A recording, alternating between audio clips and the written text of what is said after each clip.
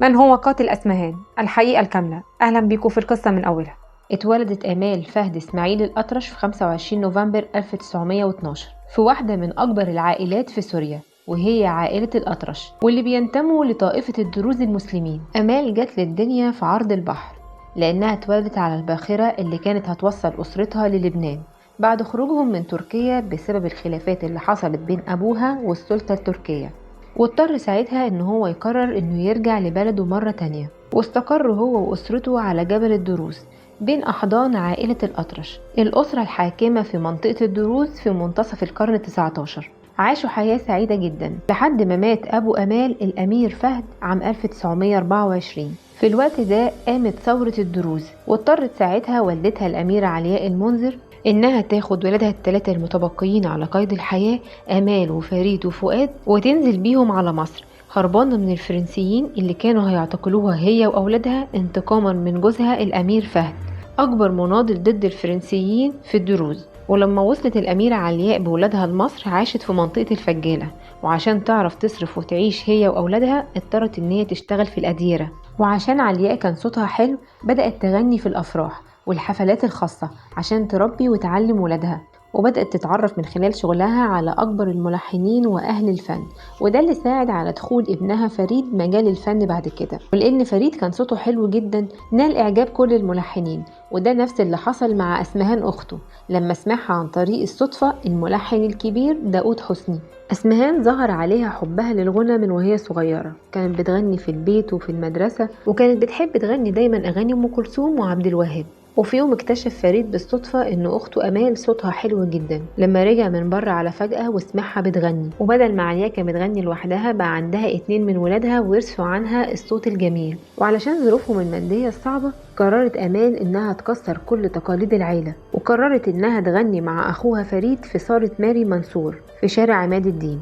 لكن أبواب الحظ بدأت تتفتح لأمال لما سمع صوتها داود حسني، واحد من أشهر الملحنين والموسيقيين في مصر، لما راح يزور فريد الأطرش في البيت وهو قاعد اتفاجئ بصوت واحدة بتغني. فسأل فريد قال له هو الصوت ده صوت مين؟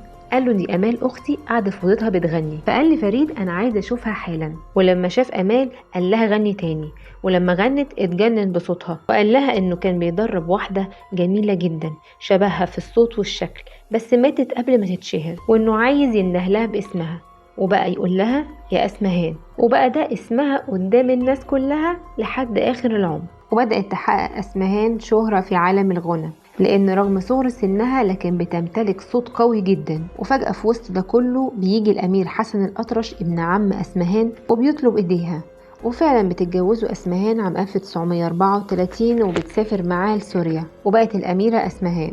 استمر جواز أسمهان من حسن لمدة 6 سنين، خلفت خلالها بنتها كاميليا، لكن حصلت خلافات كتيرة جدا بينهم هما الاتنين، وبقت الحياة مستحيلة. وبتطلق أسمهان من حسن وبترجع لمصر عشان تكمل نجاحها في عالم الفن اللي توقفت عنه لمدة 6 سنين. الجواز التاني لأسمهان كان من المخرج أحمد بدرخان، بس الجواز ده كان جواز عرفي وما استمرش كتير وانتهى بسرعة واتطلقوا. وبتتجوز بعدها للمرة الثالثة والأخيرة من المخرج أحمد سالم. حادث وفاة أسمهان هو الحادث الأكثر جدلا والأكثر غموضا، وده لأن القصة دي فيها ألغاز كتيرة جدا، وده اللي خلى الإشاعات والتساؤلات تملى الشارع المصري والصحافة كلها، لدرجة أن أصابع الاتهام اتوجهت لأشخاص كتير ومنهم رموز هامة في المجتمع المصري. القصة من أولها بدأت إزاي؟ في يوم 14 يوليو 1944 قررت أسمهان هي وصاحبتها ومديرة أعمالها في نفس الوقت ماري كلادا إنهم يسافروا لراس البر عشان يقضوا أجازة يومين. وهم في الطريق بتنحرف العربية وبتخرج عن السيطرة وبتقع في ترعة الساحل الموجودة في طريق راس البر، بالتحديد عند مدينة طلخة، وبتموت أسمهان غرقانة هي وصاحبتها وهي عندها 32 سنة. طب ليه الحادثة دي محد صدق انها قضاء وقدر؟ لان اللي حصل في حياة اسمهان قبل الحادثة خلى الناس كلها تشك ان الحادث ده حادث مدبر. على الرغم ان الاغلبية كانوا مقتنعين بكده، الا ان الفنان يوسف وهبي هو الوحيد اللي كان مقتنع ان هي حادثة عادية وما كانتش متعمدة خالص. يوسف وهبي قال ان قبل الحادث بيوم استأذنته أسمهان انها تسافر مع صديقتها ماري عشان تغير جو، وده كان اثناء تصوير فيلم غرام وانتقام اللي كانوا بيصوروه مع بعض. وحاول ان هو يمنعها من السفر مع صديقتها ويقنعها انها تسافر معاه هو ومراته الاسكندرية. وتاني يوم الصبح بيعرض عليها الموضوع تاني، لكن اسمهان بتقوله ان صاحبتها وصلت خلاص وانها مضطرة ان هي تسافر معاها ومش هينفع تلغيه. وقال ان اسمهان سافرت مع صاحبتها في عربية ملك استوديو مصر، وده بينفي ان هي حادثة متعمدة. طب ده كان رأي يوسف وهبي، لكن رأي الشارع المصري كان مختلف تماما، وبدأ الجمهور يوجه أصابع الاتهام لشخصيات مهمة في البلد وشخصيات فنية مشهورة. الشخصية الأولى اللي هنتكلم عنها كانت الملكة نظلي أم الملك فاروق. الموضوع بدأ إزاي؟ لما أسمهان طلبت الطلاق من ابن عمها حسن الأطرش، وتم الطلاق فعلا ورجعت لمصر. اتفاجئت أسمهان بتهديد وجودها في مصر، وإن إقامتها لازم يكون لها شكل قانوني.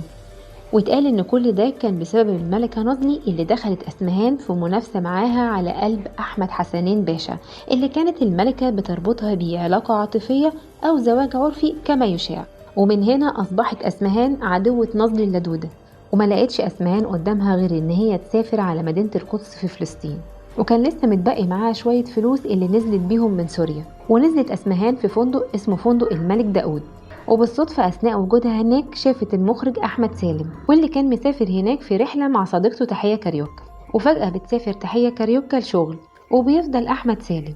وفي يوم وليلة قصة حب وزواج أحمد سالم من أسمهان كانت حديث الناس كلها، وبكده قدرت أسمهان ترجع مصر وبشكل رسمي، وعاشت حياة زوجية سعيدة مع أحمد سالم. وفجأة بدأت تظهر المشاكل بينهم، ولما جت تعمل أسمهان فيلم غرام وانتقام، وده كان الفيلم التاني والأخير ليها، أخدت أجر كبير جدا في الوقت ده، وبقى عندها فيلا في الهرم، وراحت هي وأحمد سالم عشان يعيشوا فيها وسابوا شقة الزوجية. وفجأة أسمهان بدأت تحس إن أحمد سالم بيشكل حصار لحريتها. اللي حصل بين أسمهان وجوزها الثالث أحمد سالم قبل الحادثة بيوم كان كفيل للشك في تورطه في موتها.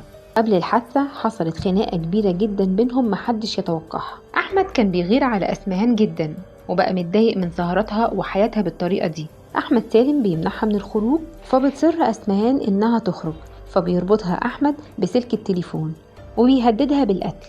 بس قبل ما يربطها أحمد قدرت أسمهان إنها تتصل بالشرطة، وبتستنجد بيهم عشان يلحقوها.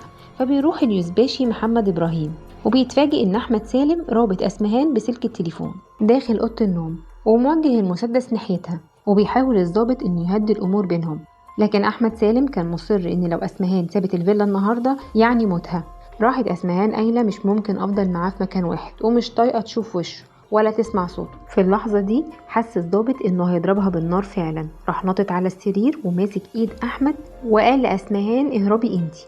وقدرت أسمهان إنها تخرج من الغرفة وهي متربطة، ومع الاشتباك خرجت رصاصتين، رصاصة أصابت الضابط والرصاصة التانية أصابت جوزها أحمد سالم، بس تم إنقاذهم هما الاتنين بعد كده في المستشفى. وبيرفض الضابط اتهام أحمد سالم بإطلاق النار عليه، وبالموقف اللي حصل ده أصبح أحمد سالم من المتهمين بقتل أسمهان في نظر الجمهور. نيجي بقى للشخصية اللي نالت على مدار سنين ولحد دلوقتي النصيب الأكبر من توجيه الاتهام ليها من العديد من الناس، بل وكانت من أول الشخصيات اللي أشارت ليها أصابع الاتهام بقتل أسمهان. الشخصية دي تبقى أم كلثوم.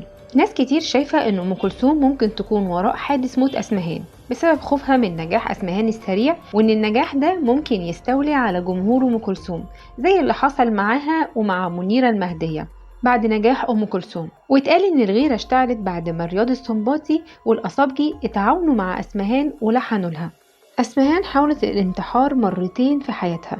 المرة الأولى كانت خلال فترة جوازها من ابن عمها حسن الأطرش بعد المشكلات الكتيرة اللي حصلت ما بينهم، فتناولت كميات كبيرة من المنوم ولكن بيتم إنقاذها. والمرة التانية كانت في فندق المينا هاوس، وده كان بسبب الديون اللي اتراكمت عليها وما كانتش قادرة تدفعها، ولكن بيتم إنقاذها للمرة التانية بعد ما ساعدتها صاحبتها ماري كلادا وقدرت إن هي تسدد لها الديون. اتهام أسمهان بالجاسوسية.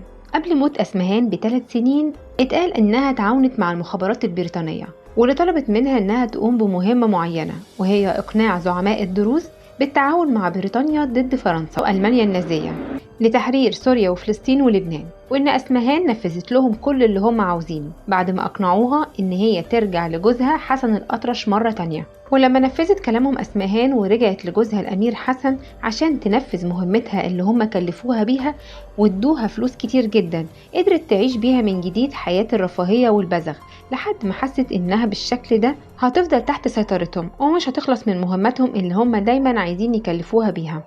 فبتقرر أسمهان الطلاق من حسن للمرة التانية عشان ترجع لعالم الشهرة والغنى والحياة اللي مستنياها في مصر. وفعلا في عام 1940 بترجع أسمهان من سوريا لمصر. في دراسة نشرتها أحد الجرائد المصرية هي إن أسمهان ما ماتتش غرقانة ولكن ماتت مقتولة.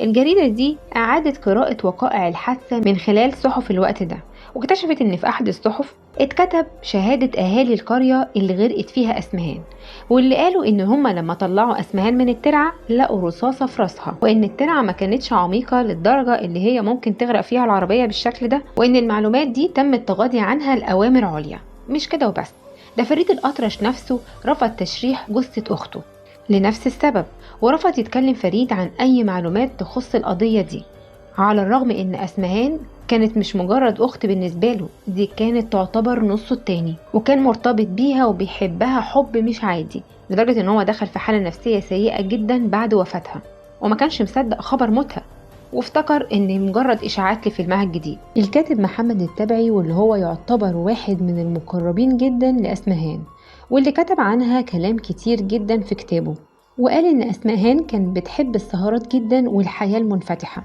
وقال عنها ان هي كانت بتشرب الخمرة بشراهة لدرجة ان هي تقريبا ما كانتش بتسيب الكاس من ايديها.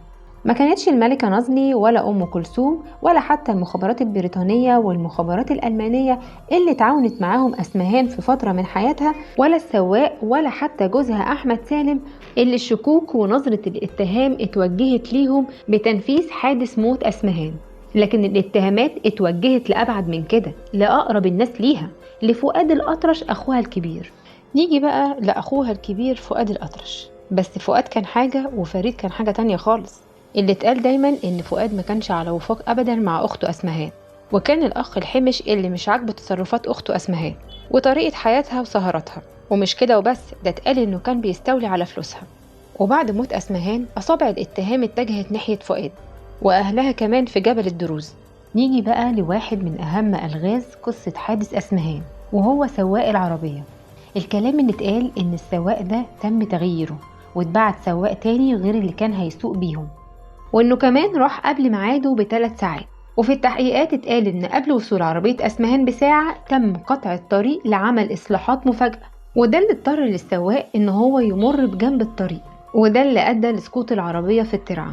واتقال ان في نفس اللحظة اللي كانت بتقع فيها العربية في الترعة اتضربت أسمهان رصاصة في دماغها هي وسكرتيرتها ماري كلادا، وعشان يبان بعد كده ان الحادثة كانت مجرد حادثة غرق. النقطة التانية هي قفز السواق من العربية قبل سقوطها في الترعة. لو هنقول ان ده كان رد فعل مفاجئ ليه ومحاولة لإنقاذ حياته من الغرق، فاضطر انه ينط من العربية. السؤال هنا، ليه السواق ده هرب واختفى بعد الحادثة؟ ما حاولش ليه ينده على الناس ويعمل اي محاولة لإنقاذ أسمهان ومديرة أعمالها من الغرق ويستغيث بالناس لإنقاذهم؟ محكمة طلخة في أول شهر أغسطس اللي بعد الحادثة مباشرة حكمت بإدانة السواق بتهمة الإهمال وأمرت بحبسه 2 شهر، بس السواق أصلا اختفى من يوم الحادثة ومحدش يعرف عنه حاجة. أسمهان عاشت حياة قصيرة بس كانت مليئة بالصراعات على المستوى الشخصي والفني، وعلى الرغم من مرور أكتر من 70 عام على حادث موت أسمهان محدش قدر ينساها لحد دلوقتي، وما زالت رحلة البحث مستمرة للوصول لحقيقة قاتل أسمهان الحقيقي.